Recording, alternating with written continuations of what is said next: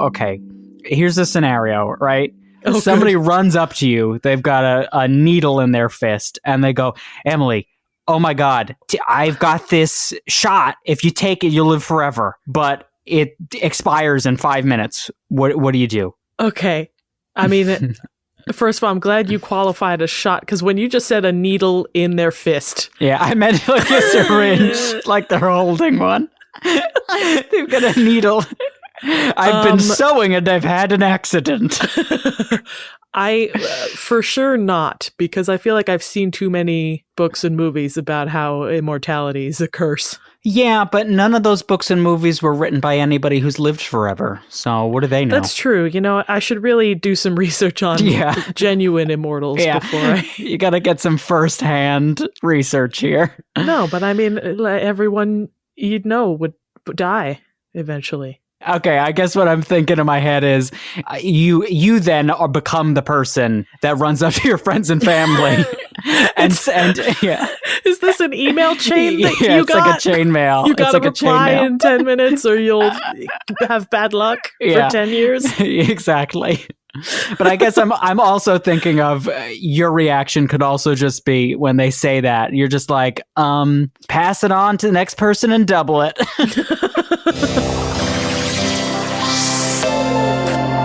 Welcome to Butter No Parsnips. Every week on Butter No Parsnips, your hosts Kyle Imperatore and Emily Moyers take you on an adventure through the weird, wacky, wonderful, and sometimes even wicked world of one wayside word. Strange characters, delightful bits, and general joyousness abound. Join them as they test each other's etymological expertise.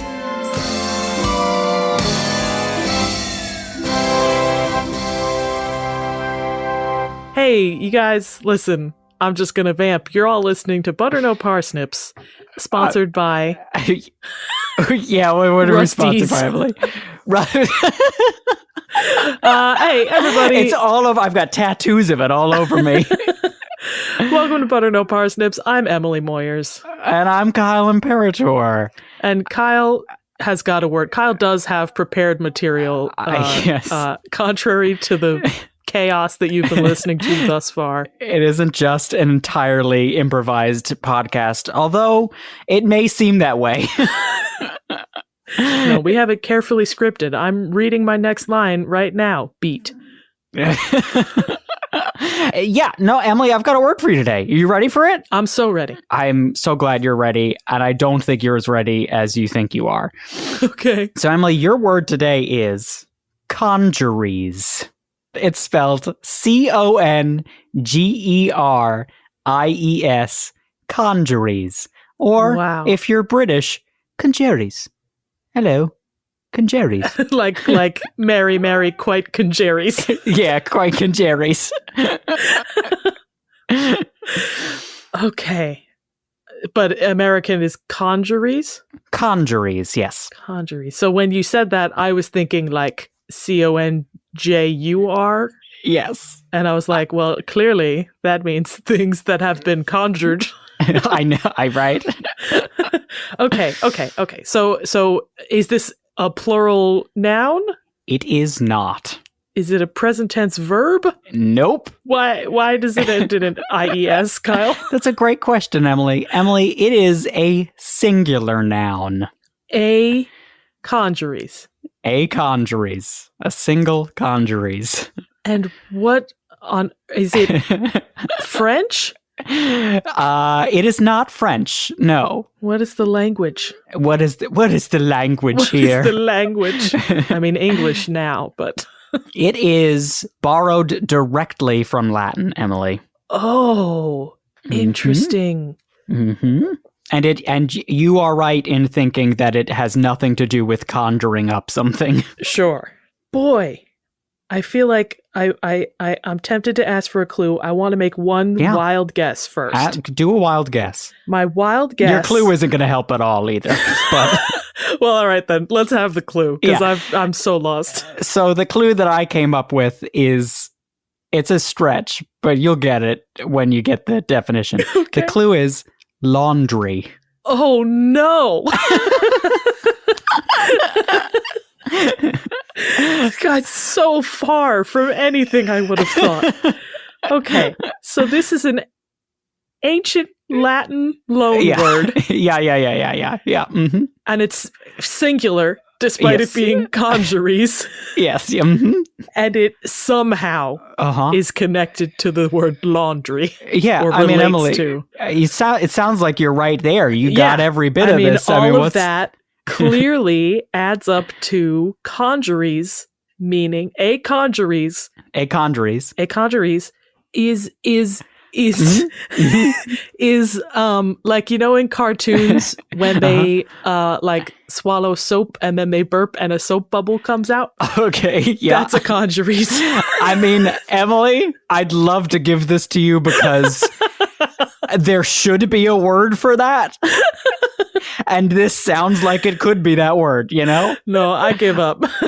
So, Emily, a congeries is a disorderly collection in a mass, a jumble, or a heap. Like a pile of laundry. Like a pile of laundry. That's the connection there, Emily.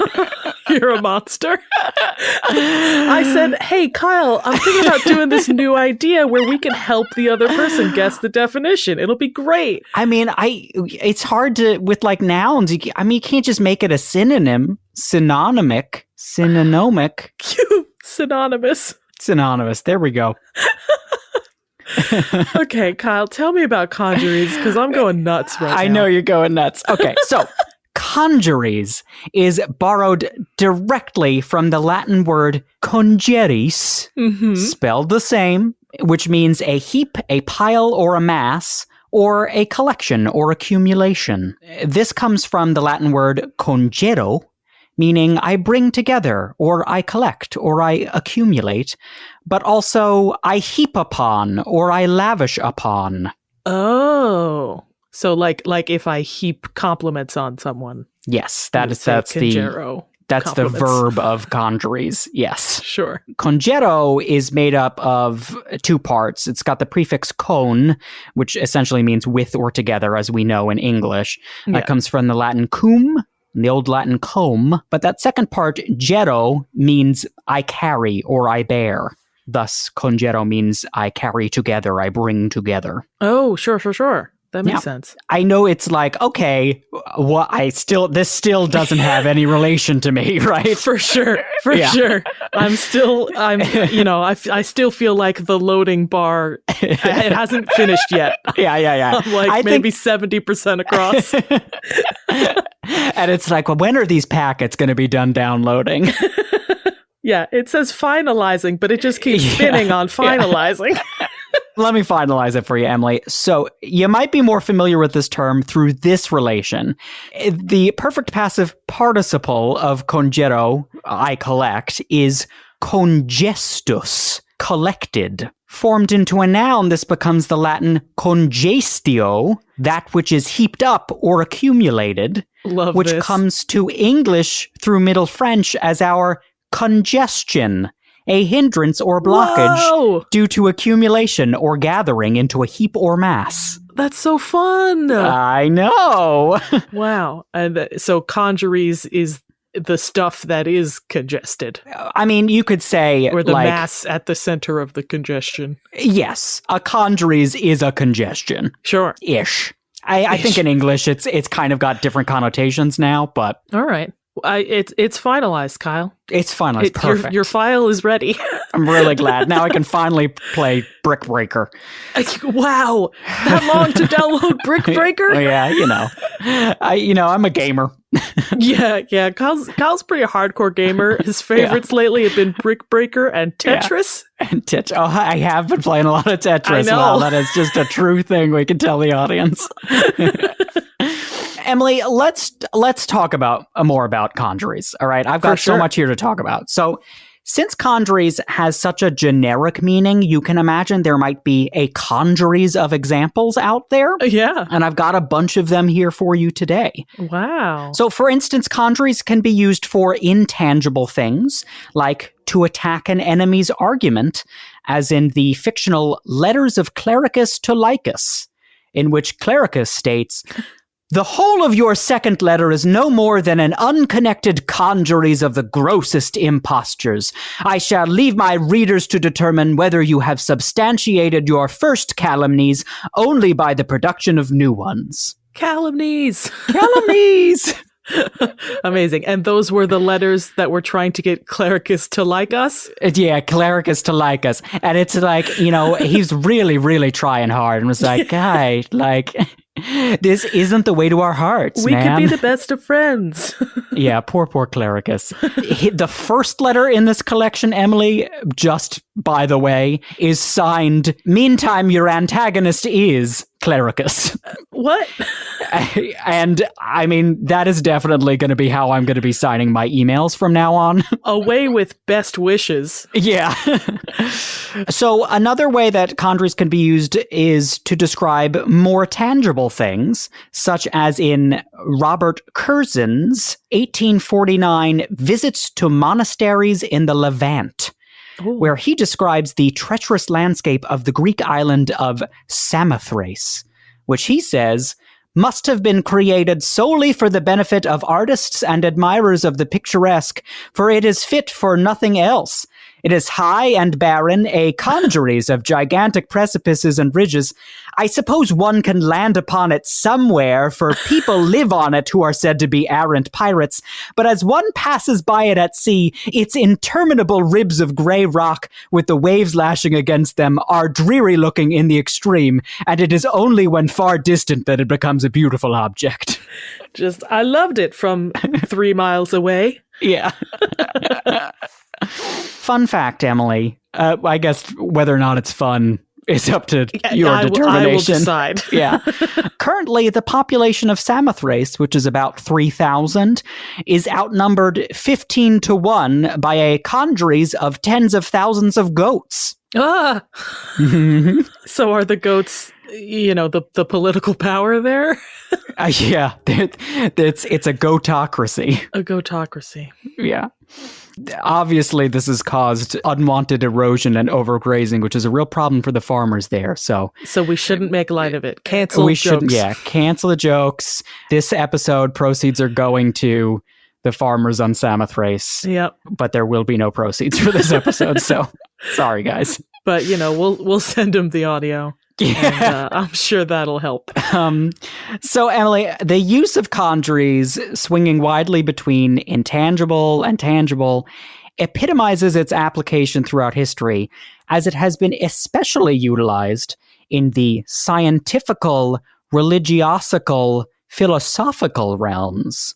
So, Emily, the first English use of congeries was in the early 1600s in a book entitled Athiomastics. Oh, is that a class offered at my local gym? Yeah. Yeah, I was talking to my atheomast the other day, and he said really the best way to burn athiomastics specifically targets fat just under your ears. Oh. And they target it by doing what? It's a lot of wiggling your ears. Oh, okay. Doing that thing where you fold your ears and then close your nose and pop it. Oh, God. And they've got classes for this? They got a bunch of people in a room together to do it? Yeah, they're all wearing spandex. Yeah. It's Richard energetic Simmons. music playing. Yeah. Yeah. So in Athiomastics, Emily, the Reverend Martin Fotherby denounces atheism by validating the existence of the Holy Trinity. He says, this unity of the Godhead is either such a kind of unity as is among men, who though he be but one, yet is he a congeries, a mass of many unlike and repugnant affections, but God is one in the most pure simplicity of his essence and being, so as nothing else is. Wow, so God is a congeries. God is a congeries, but a different kind of congeries. A heap of spirits. A heap of pureness, I guess. A dollop of Daisy. Sponsored by Daisy. Sponsored by Daisy and Rusty's. So Emily, Fotherby uses the word Godhead. He did. Which might be more literally translated as Godhood. Uh-huh. And it was first used to represent the essence of the Christian God in, of all places, the Bible. Of Wouldn't course. you know it? But specifically, Emily, it was first used in the Bible as translated by our good friend John Wycliffe. Smaragdin? Smaragdin, yeah. So athiomastics, Emily, for its part, seems to have been a big influence on the explorer John Smith. As in Pocahontas? Yes, exactly, as in Pocahontas. Mel Gibson? Mel Gibson. He loved his athiomastics classes. He was out there saying, you know that girl's name? Pocahontas, you say? I just got to really work on my ear strength, and then that'll win her. She'll look over and be like, whoa, he can pop those ears real fast. He's got no fat under his ears. But yes, Emily, John Smith of Pocahontas fame, he included several poetic quotations from athiomastics in his seminal work, The General History of Virginia, New England, and the Summer Isles, which is possibly the earliest written history of that territory. Oh, what are the Summer Isles in that area? The Summer Isles are present-day Bermuda. Oh, gotcha. Okay. So, Emily, the philosopher Ralph Cudworth speaks similarly of atheism in his 1678 The True Intellectual System of the Universe, when he says, the God here described is not a mere congeries of disunited matter or aggregation of divided atoms, but it is some one thing which was all. Oh, that makes it sound like mystical. I mean, it is kind of mystical. It had a kind of mystical usage. Ralph Cudworth here is criticizing a form of materialistic atheism called atomism. Atomism. Like the belief in atoms sort of refutes the belief in God, is my guess. This is what atomism is, okay? Okay. Atomism is a natural philosophy dating all the way back to the ancient Greek Leucippus. He proposed that the universe is fundamentally made of two things. Two things, count them two. Only two? Only two. Well, that makes it easy. It does. One is indivisible components called atoms, and two is the space between atoms called void. Wow. I mean, is that right? I feel like based on my understanding of the universe on a microscopic level, that's like it. Emily, you are correct. What a relief. I know. And Leucippus was, coming up with this philosophy in the 500s BC. Wow. Well, yeah. I mean, good job, Leucippus. He saw the universe. Yes. Piggybacking off of Leucippus. Yeah. His pupil, Democritus, expanded on this idea when he proposed that the universe began as nothing but tiny atoms churning in chaos, which then collided together to form everything that exists. A hypothesis, Emily, which I can tell you're about to remark on. Absolutely. Bears a striking resemblance to the Big Bang Theory, which wasn't developed for another 2,000 years. Wow. But was given credence by our man Stephen Hawking. And then was later given more credence by two guys with a big satellite dish. Anyway, this is just things that I know. Which were, I imagine, some guys trying to get the boxing match pay-per-view. No, but they were trying to listen to something else. And then they kept getting all this background radiation that they couldn't explain. And they thought that maybe it was being caused by bird poop on the satellite dish. So They spent a lot of time cleaning bird poop off of the satellite. Wow. I mean, the things we do for the love of our craft, and then right? They were like, wait a minute, this is the background radiation from the Big Bang. I'm glad I hit on something you love, Emily. Here's a side note about Democritus, because it's the best thing we'll ever talk about ever. Wow. Emily, Democritus is apocryphally known as the laughing philosopher because of a tale in the letters of Hippocrates. He writes that he was supposedly summoned to treat Democritus for laughing at everything he saw, including funerals. Oh, no. His friends were like, something's wrong here. Get Hippocrates on the case. He's a good doctor. The moral, more like the punchline, was that Democritus was the sane one because he alone had recognized the absurdity of human existence, therefore justifying his laughter. Wow. Yeah. He was like, if I don't laugh, I'll cry. Yeah. Like, we are just atoms in the air and Just nothing atoms. matters. Nothing matters. God isn't real. I'm going to lose my mind if I don't laugh right now.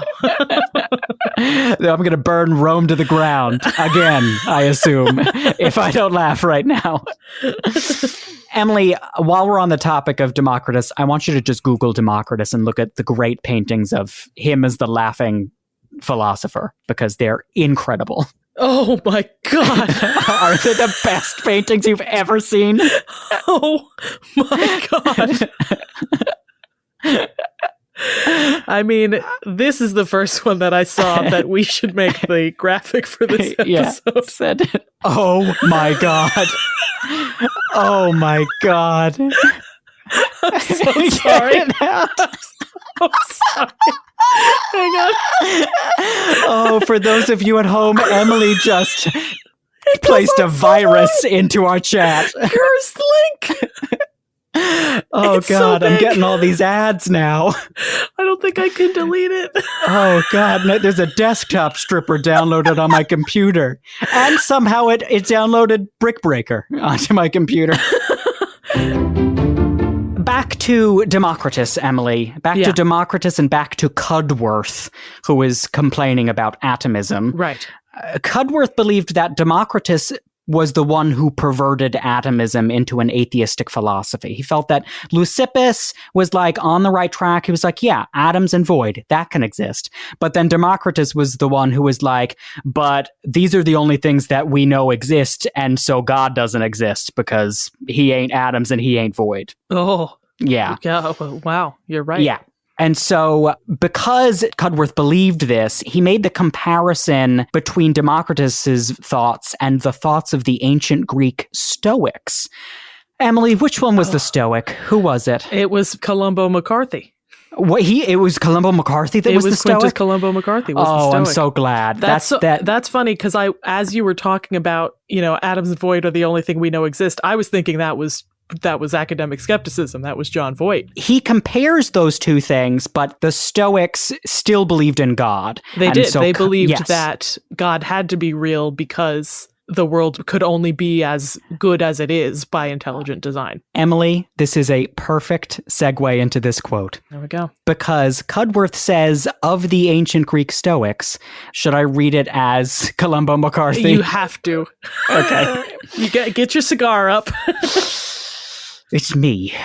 Oh, I don't even remember the voice No, that I did. you had it. It's literally, Is that it? Kyle, it's literally Peter Falk. Okay, good. It's me. For those of you who are wondering what we're talking about, we did a whole bit about the Stoics and gave them characters in our Afflatus episode. And this is where Kyle has discovered really what I assume will one day be his most famous character.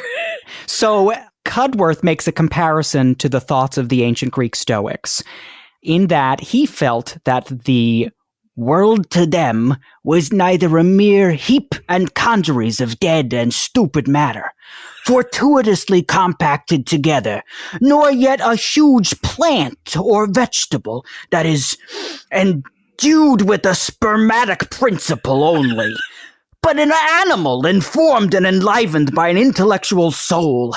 That soul was my partner that I lost. God damn it! He was a good man. Wow, I mean, a standing ovation. Truly bringing back a timeless classic like that. Thanks.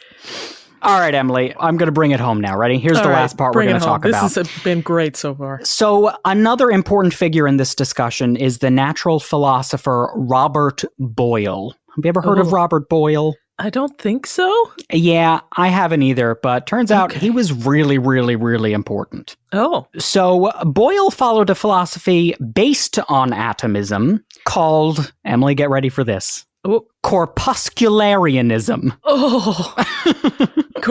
Was that the name of his dead partner? My partner. I'm just so upset that he's gone. I can't even say his name. I can't even say it. I just used to call him Corpy. Corpy. Corpuscularianism? Corpuscularianism. Okay, I added a little extra bit there. You did. So those who followed this philosophy believed all things were not made of indivisible atoms, like they believed in atomism, but instead a divisible form of matter called corpuscles. Oh. Yeah. Also could be called corpuscules. Yeah, okay, it's good. We're just getting good. grosser with every letter.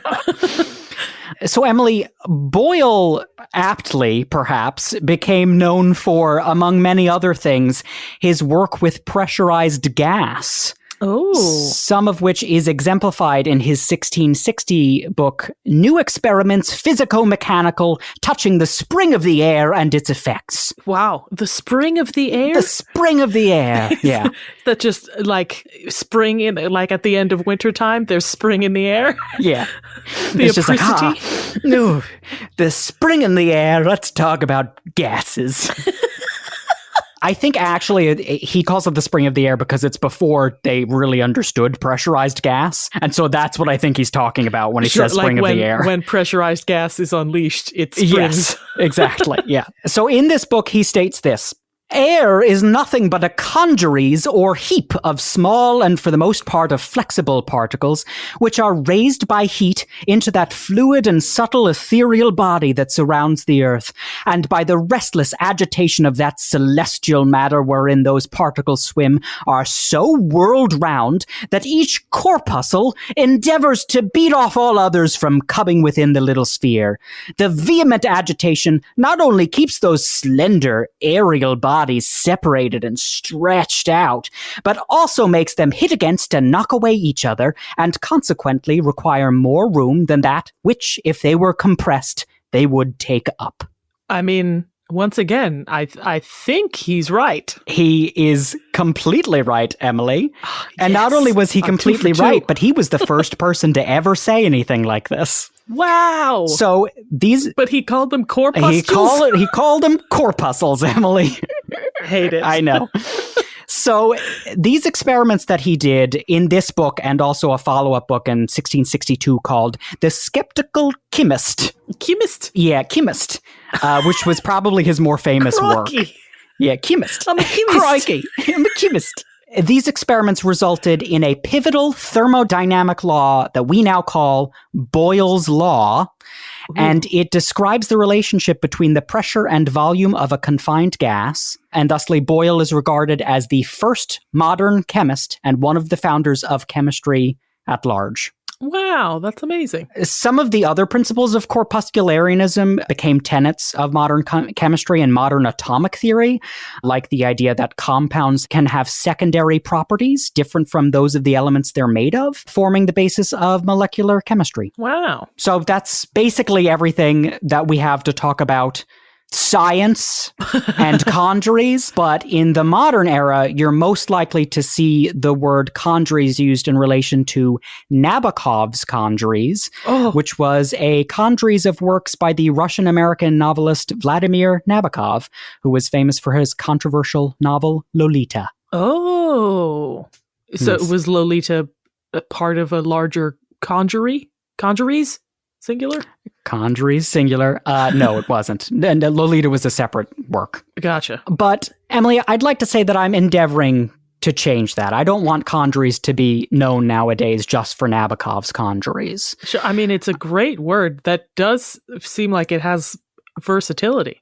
It really does. And Emily, I believe that we should give congeries the recognition it finally deserves as the original etymological goo that created the universe and binds all atoms together in a multitude of heaps and congeries. Yeah. So, Emily, I want to end this before we go into a game. Can you use this word in a sentence? Boy, can I ever. I feel like I should have been thinking about this in the run-up. I know. I hoodwinked you. Yeah, I'd be so distracted with all the science.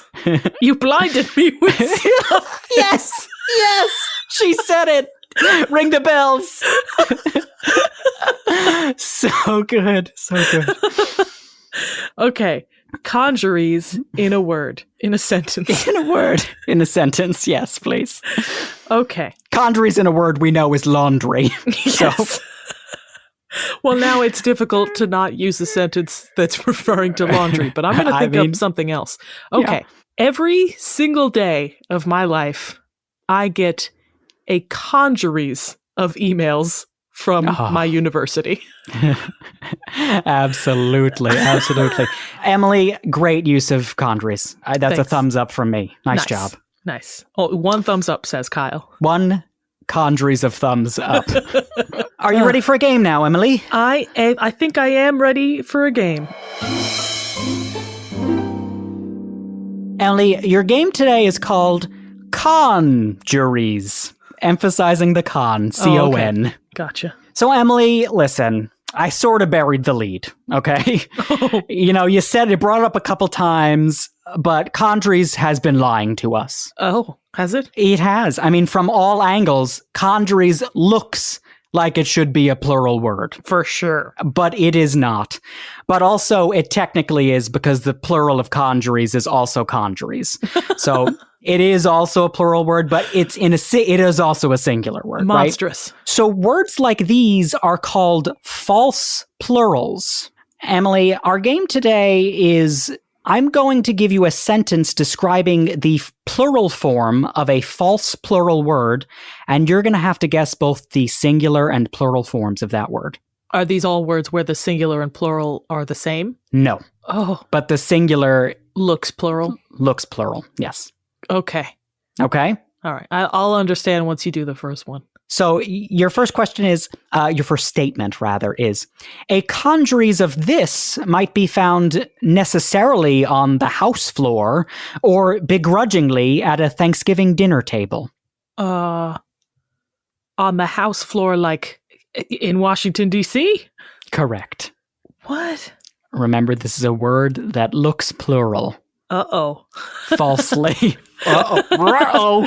I don't know. I can't think of anything Thanksgiving related or... It's not Thanksgiving related. It's something that might happen at a Thanksgiving dinner table. Thanks? Might be talked about at the Thanksgiving dinner table.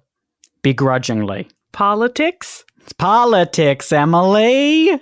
I guess that is singular. It is singular. Yes. It's an uncountable singular. Sure. What's the plural? Politics. Oh, that's fair.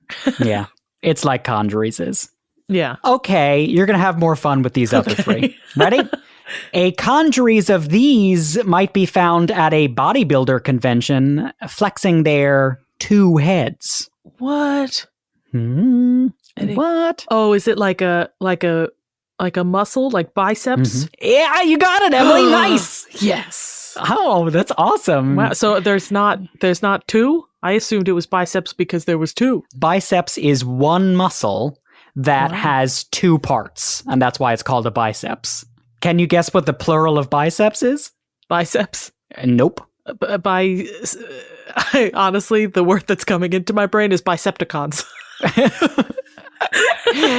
Transformers! The Bicepticons are attacking!